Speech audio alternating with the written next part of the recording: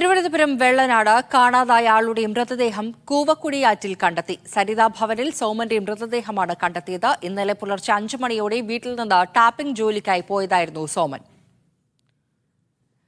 സ്വാന്തന സാജു തിരുവനന്തപുരത്ത് നിന്ന് വിവരങ്ങൾ നൽകും. സ്വാന്തന, എങ്ങനെയാണ് സോമനെ കാണാതാകുന്നത്? മൃതദേഹം എവിടെ നിന്ന് കണ്ടെത്തി?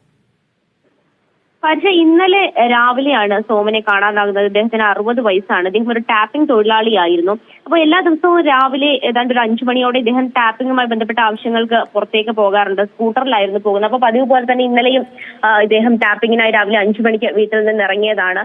ഒരു 8 മണി ആയപ്പോഴേക്കും ഇദ്ദേഹത്തിന്റെ മൂത്ത മകൾ തൊട്ടടുത്ത് തന്നെയാണ് താമസിക്കുന്നത്. ഈ മകൾ പാല് വാങ്ങാൻ വേണ്ടി പുറത്തെ ഒരു കടയിലേക്ക് പോയപ്പോഴേക്ക് പിതാവിന്റെ സ്കൂട്ടർ ഈ കൂവക്കുടി പാലത്തിന്റെ സമീപത്തായി ഇരിക്കുന്നുണ്ട്. അപ്പോൾ എന്തുകൊണ്ടായിരിക്കും പിതാവിന്റെ സ്കൂട്ടർ അവിടെ ഇരിക്കുന്നതെന്ന് മകൾ നോക്കി. അപ്പോഴേക്കും ഈ ടാപ്പിങ്ങിനായി ഉപയോഗിക്കുന്ന കത്തിയും ഹെഡ്ലൈറ്റും സ്കൂട്ടറിന്റെ താക്കോലും എല്ലാം വണ്ടിയിൽ തന്നെ ഉണ്ടായിരുന്നു. അപ്പം പിതാവ് എവിടെ പോയെന്ന് അന്വേഷിച്ചു. ഇനി പെട്രോൾ തീർന്നതാണോ വണ്ടി ഇവിടെ ഇരിക്കാൻ കാരണം